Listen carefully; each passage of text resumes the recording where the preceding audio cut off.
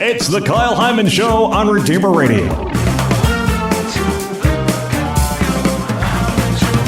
This is Kyle Hyman, and with us is the executive director here at Redeemer Radio, Cindy Black for Theology of the Body Thursday. Thanks for being here, Cindy. Good morning. Good morning. So, exciting news. Yes. This just in, breaking news. What is it? Bleep, bleep, bleep, bleep, bleep, Yeah. bleep, bleep. Let's do some Morse code for those that couldn't interpret for us. Wonder if that's one of the tongues. Morse code. Yeah, probably not. What's going on in the world of theology of the body? Well, first of all, I was blessed to go on a World Youth Day preview trip. Okay. Which actually I've discovered at my age is the best way to go to experience World Youth Day is before the million teenagers go. World Youth Day without the people. Yes. And the Pope. Yeah. So I was blessed to go on the preview trip when I worked for our diocese. And when we went to Krakow, I just didn't anticipate how close I would feel to St. John Paul II. I didn't know ahead of time that you could actually go into the apartment where his mother gave birth to him. Oh. And where he would have lived, where his mother died. And actually, I was in the kitchen and was able to look out the window, and I kind of imagined like he is a small boy or eating breakfast. This is what he would have looked out the window to see. Mm-hmm. And it literally is right next door to the church that he was baptized in. Uh-huh. And there's a sundial or like this, I think it's a sundial on the side, on the wall that he would have seen. And the inscription, it's in Polish, but I looked it up. I mean, they have translations. Sure. Yes. Is time passes, eternity awaits. And I thought that had to be really forming in his childhood. But just to be in that place and know that that's where he spent so much time was just incredible. Yeah. And then to go into the church where he was baptized, there's something about, this integration of our body and soul, which is the key notion of the theology of the body, that we're an integrated person and that our physical and spiritual beings are linked. Like, we're one person that has both material and spiritual dimensions. So being physically present in a place allows our soul to have a different kind of experience than if we're not physically in that place experiencing it with our senses. So then in May, the Vatican basically approved Catholic organized trips. So before it was more private revelation to Medjugorje. Mm-hmm. And so, you had to be careful about promoting it as a Catholic pilgrimage and taking, like dioceses weren't supposed to organize trips. Right. But if individuals wanted to go, so the Vatican approved that. So we have a new odyssey that we were presented with, and it's a trip to Poland and Medjugorje in June of 2020. Put it on your calendars. Yes. Father Drew Curry will be joining us. And actually, Father Drew texted me when we were talking about doing this trip, and he's like, why are you going to go in June when it's really hot there? Why not like in the spring or fall?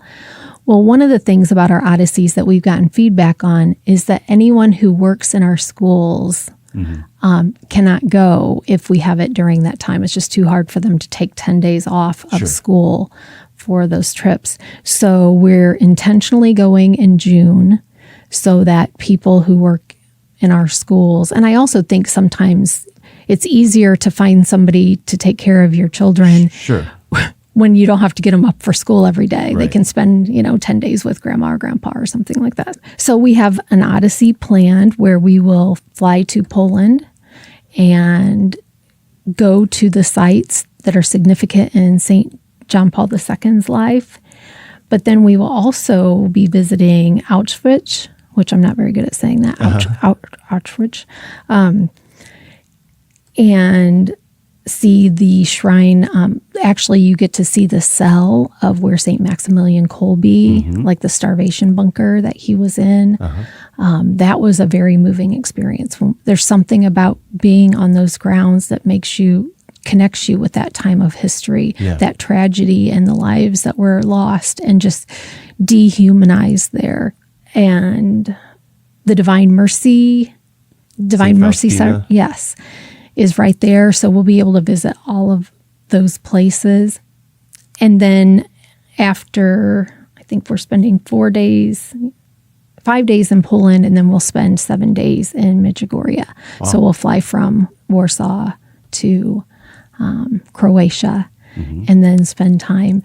I would say that the first leg of the trip in Poland has very spiritual moments, but definitely more, not touristy, because it definitely is a pilgrimage, but more activity. I think more walking and seeing a variety of places. I've never been to Medjugorje, so that's going to be new to me, but a very prayerful experience. And a lot of people have very profound encounters with Our Lady and our Lord there. Yeah. So you mentioned the connection with theology of the body, of how like being in a place can have a spiritual impact on us. Any anticipation of this being the birthplace of St. Pope John Paul, and well, I mean, not just the birthplace, but the place he grew up and was a priest and a bishop of Krakow, right? Yep. So will there be any kind of theology of the body education or experiences, do you think? That's a really good idea.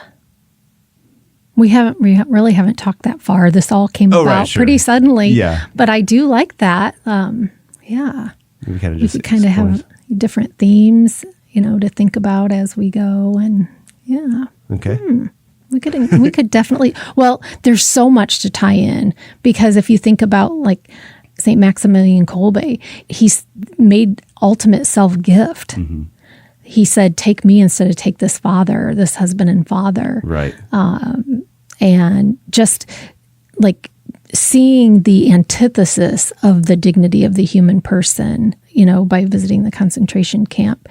But then also, seeing Our Lady of Czestochowa, and just thinking about like the universality of our humanness. And so there will be a lot of ways to tie in theology of the body to the things that we're doing and on the trip.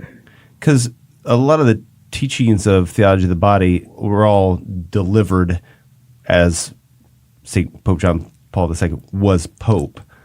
But I imagine, and I think some of the things that led to it, weren't they written? Didn't he have a lot of things that were kind of background? Right. Content? So Love and Responsibility was before he wrote before he was elected Pope. And really he gathered his wisdom on human love while he was in Poland.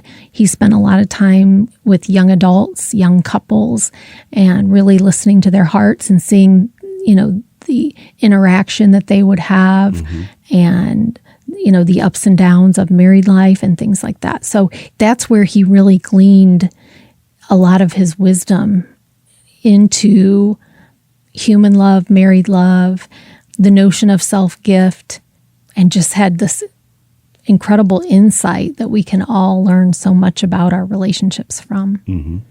So somebody that wants to learn more about this trip, well, first of all, I guess, I don't know if we said the exact dates, June 10th through the 22nd of 2020.